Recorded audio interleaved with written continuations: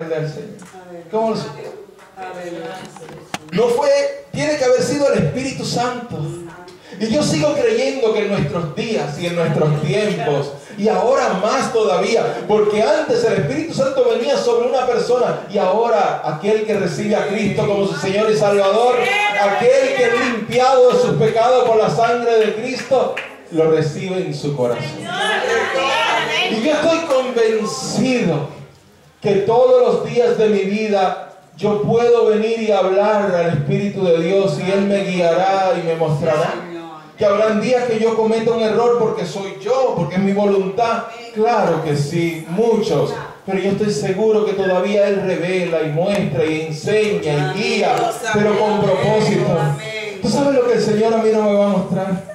A mí el Señor no me va a mostrar algo de mi hermano para que yo vaya por ahí criticándolo, diciendo y divulgándolo. Porque el Señor no es así. Pero sí me puede mostrar algo para que yo ore, interceda, me ponga ahí, aunque Él no lo sepa nunca. Aunque Él no lo sepa nunca, porque la gloria es solo para el Señor. Y me quiere usar a mí, ya yo tendré mi recompensa cuando yo llegue allá. Pero el Señor le mostró los regalos. Y vamos a hablar de esos regalos. Le dieron 3 regalos. Le dieron oro, le dieron incienso y le dieron mirra. Ahora, en Jesús se hicieron tantas cosas, pero todo fue legal. Todo fue legal. Por ejemplo, el símbolo del oro. ¿Qué significa el oro? El oro significa la realeza, rey. Escucha. No me voy a extender más de lo necesario, te lo prometo. Así que no te me vayas a un comercial. Escucha. El oro representa realeza. Entonces, Jesús era rey. Ahora, sí, ustedes me van a decir sí, pero yo te pregunto ¿por qué? ¿Con qué derecho? ¿Con qué derecho? ¿Sabes? No, porque es hijo de Dios. No, espera. Por medio de un hombre entró el pecado a este mundo. Y por medio de un hombre, el Señor trajo la salvación a este mundo, o sea, a nosotros. Hombre. Jesús, aunque es el mismo Dios hecho hombre, no deja de ser 100% hombre. Nacido de una mujer. Tuvo que estar en un vientre 9 meses. Y cuando nació, tuvo que crecer en gracia y en sabiduría. No fue que vino y se le puso un chip en su mente y ya tenía grabado todo el conocimiento de Dios. No. Tuvo que crecer. Creció, desarrolló. Fue tentado. ¿Por qué fue tentado? Porque podía caer en tentación. La palabra de Dios dice esto. Dios no puede ser tentado. Dios no puede ser tentado. ¿Sabes por qué Dios no puede ser tentado? Porque no puede caer en tentación. Es imposible. Pero si Jesús fue tentado, quiere decir que Jesús sí podía caer en tentación por el hombre. No el Dios, sino el hombre. 100% hombre. Pero entonces él como hombre tenía que tener un derecho para ser rey. De lo contrario, sería ilegal. Sería algo que Dios viene y le dice, pues tú eres rey y ya, porque yo lo digo y se acabó. Ya. Así no funciona. Así no funciona. Jesús fue adoptado por un hombre llamado José. Y ese hombre llamado José era descendiente del rey David. Y el rey viene por linaje. Se va pasando, queriendo decir que en ese momento que todo esto pasó, aunque a José nunca lo hicieron rey, José tenía el derecho a la corona.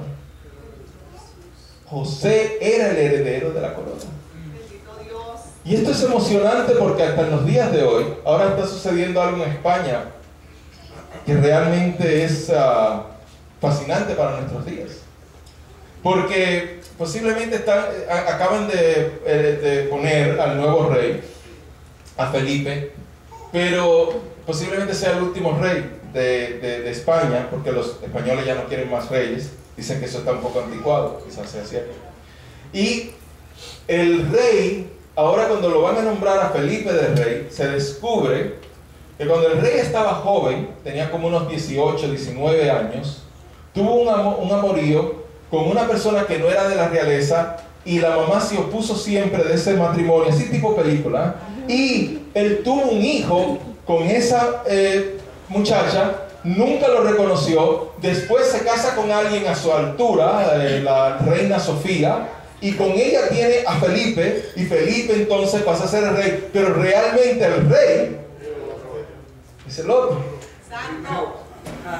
Fue el primero, el heredero. Y ahora es tremendo, porque aquel que él negó, que nunca le dio papeles, que siempre rechazó, es el que más se parece a él. Se parece a él muchísimo. Muchísimo se parece. Lo miran y la gente pone la foto de cuando el rey Juan Carlos era joven y ponen la foto del rey no reconocido, y es casi como si estuviera viendo uno y el otro. Y el Felipe, el que es rey, no se parece mucho a él, pero vamos a confiar que sí es hijo de él. Vamos a confiar que sí. ¿Por qué traigo esto? Porque José sí era el heredero, el de la línea. Y José, sin saberlo, a Dios no se le pasa ni una. Cuando tú no te das cuenta de algo, no te preocupes, Dios sí se da cuenta. Que el otro que está al lado tuyo no se dio cuenta, que tu esposo no se dio cuenta, que tu esposa no se dio cuenta, que tu mamá no se dio cuenta. No te preocupes, a Dios no se le pasa una sola. Una sola. Él escogió a María, pero escucha esto, a José también lo escogió. José no fue una casualidad, no fue un chibolo, no fue un muchacho que estaba pasando por ahí y María se enamoró. No, eso fue escogido por la mano de Dios. Ese fue puesto ahí por la mano de Dios. Y por medio de José, su padre adoptivo, Jesús tiene derecho a la corona. Tú dirás, pero era adoptivo, no era de sangre. Pueblo, ¿y qué tú te crees que tú eres? La Biblia de Dios, la Biblia, la palabra de Dios, este libro sagrado, dice que nosotros somos hijos de Dios por medio de adopción. Por medio de adopción, porque ¿cuántos hijos tiene Dios de él? Uno solo. Porque dice la palabra que por cuanto Dios amó a este mundo, ha dado a su Hijo unigénito. Único. Hay uno solo. No es Jesús y María y los otros. No, es Jesús. Un solo Hijo tuvo él de su naturaleza. Nosotros todos somos creación de Dios y pasamos a ser hijos de Dios por medio de nuestro Señor Jesucristo, por medio de la adopción. Y ahora podemos decir Abba Padre, que quiere decir papito, queriendo decir que pasamos a esa intimidad con Dios. Por ejemplo, hay personas que me han criticado y dicen, ¿por qué tú le dices a Dios tú? ¿Por qué lo tratas con esa confianza? Te digo, porque ese es mi Pai, ese es mi papá. Ese es mi papito. Ese es mi papá. Que también es mi rey y mi Señor, no hay duda. Que es soberano y que yo me doblo rodillas delante de él. Amén. Es mi papá, es mi papá. Es mi papá. Ahora, si le quiere decir a usted, está bien. No hay nada de malo decirle a usted. Yo le digo tú porque es mi papá. Es mi papá, es lo más íntimo. Es más papá mío que mi propio papá. Es papá mío, de verdad. Amén. Ahora, Jesús tenía todo el derecho, así como tú y yo tenemos derecho de decirle a Dios papá, tenía todo derecho de decirle a José papá. Todo derecho. Y era el primogénito, fue el primogénito de José, porque fue el primer hijo que él adopta, el primer hijo que él tiene, el primer hijo que es suyo y es legal. Por lo tanto, la corona le pertenece a Jesús. Y por eso vemos que la Biblia nos declara en el Antiguo Testamento que su reino será para siempre. Si fuera un hombre del que estuviera hablando Isaías, no diría que es para siempre. Porque todo hombre va y viene. Pero el reino de David se le prometió que sería para siempre su reino. ¿Por quién? No por David, porque David no iba a ser rey para siempre, sino por Jesús él iba a ser para siempre. Ahora eso tiene un poder extraordinario. Amén. Pero quiero pasar un momento a donde el sacerdote. Que Jesús es el sumo sacerdote. el regalo que a él se le da del incienso es porque ¿quién usaba el incienso? ¿Y quién usa el incienso? El sacerdote. El sacerdote venía al lugar santo y santísimo y ponía el incienso de acuerdo a las especificaciones de Dios delante del altar y de la presencia del Señor. El incienso significaba cuando vinieron los magos y se postraron, dice la Biblia que se postraron, y postrarse es más que arrodillarse. Postrarse es pegar tu frente en el piso delante de Él. O sea, hubo una humillación total delante de Él. Yo me recuerdo cuando yo recibí el bautismo del Espíritu Santo, y yo me recuerdo, yo no entendía todavía lo que era esto de postrarse. O sea, nunca nadie me lo había enseñado, ni yo lo sabía. Pero lo que a mí me sucedió fue algo tan bonito porque yo me recuerdo que yo estoy en el altar y se había orado por mí. Bueno, y estaban sucediendo muchas cosas sobrenaturales de una forma muy bonita. Mis manos empezaron a mover sola, a batir. Yo no la podía controlar, pero a la misma vez yo estaba consciente. No estaba hipnotizado, no estaba fuera de mí, no estaba diciendo cosas que no sabía lo que estaba diciendo. Cuando la gente dice, no, y después que termina de decir algo, dice, ¿qué yo dije? Cuidado, porque yo no conozco al Espíritu Santo de poseer a una persona. Yo conozco al Espíritu Santo de bautizar a una persona, pero no quitarle el control a la persona. Es más, dice la Biblia que el Espíritu se sujeta al profeta, o sea que es algo, pero bueno, yo estaba, las manos se batían, se estaban batiendo delante de Él, y yo lo alababa y las manos se batían, y de momento yo veo una luz. Pero una luz que se va haciendo más grande y más grande. Y cuando empiezo a ver esa luz, ya no era una luz, sino era como un trozo de oro. Era como cuando tú miras el oro, y después ese oro empezó a tomar forma de una silla, de un trono, y se iba acercando. Y yo sentí, no fue miedo, sino fue respeto, reverencia. Y yo caigo de rodillas, y cuando yo caigo, yo me recuerdo que yo vengo y caigo de rodillas en el altar, y cuando yo caigo de rodillas en el altar, yo siento una mano aquí detrás, y yo hago así y miro, y cuando hago así que miro, siento que me empujan la cabeza hacia abajo, pero no era ninguna persona, porque no había nadie alrededor mío en ese momento, y siento una mano que me va empujando hacia abajo, hacia abajo, hacia abajo, hacia abajo, y fue con tanta presión hasta que mi frente topó con el piso. Fue una experiencia maravillosa, porque lo que yo entendía era que yo me estaba postrando.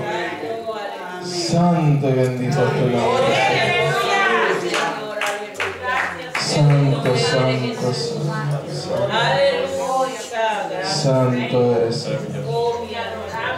Me estaba postrando delante de la majestad y la grandeza de Dios.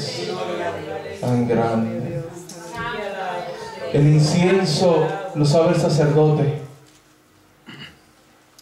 Y cuando ellos vinieron, los sabios, y se postraron donde Jesús, pusieron de él incienso, porque reconocían que estaban delante del rey y del sumo sacerdote. Nunca hubo un rey y un sumo sacerdote a la misma vez. Y te voy a explicar por qué. Porque para ser rey había que venir de la casa de David, pero para ser sacerdote había que venir de la tribu de Leví, de la casa de Aarón. ¿Y sabes de dónde es descendiente María? La Biblia nos dice a nosotros que Elizabeth, su prima, era descendiente de la tribu de Leví, de la casa de Aarón. Y de la casa de Aarón es que venía el sacerdote, porque los sacerdotes vienen de ahí, de esa familia. Por lo tanto, por medio de María, él traía el derecho de ser de esa familia y el derecho de ser sacerdote. Pero es precioso el ministerio de Jesús, porque el trabajo del sacerdote y del rey son dos trabajos diferentes. El rey gobierna y el sacerdote intercede. El rey manda, el sacerdote clama, ora, pide por los pecados de otros. Y cuando Jesús está sentado en su trono, dice, y toda autoridad me es dada. Queriendo decir que cuando el enemigo se levanta contra tu vida para acusarte, para apuntarte dedos y para separarte a ti del trono de Dios, uno que tiene toda autoridad y todo poder, uno que lo venció y que lo aplastó en la cruz, uno que lleva sobre su cabeza la corona y es el Rey de Reyes, con solamente mover su cetro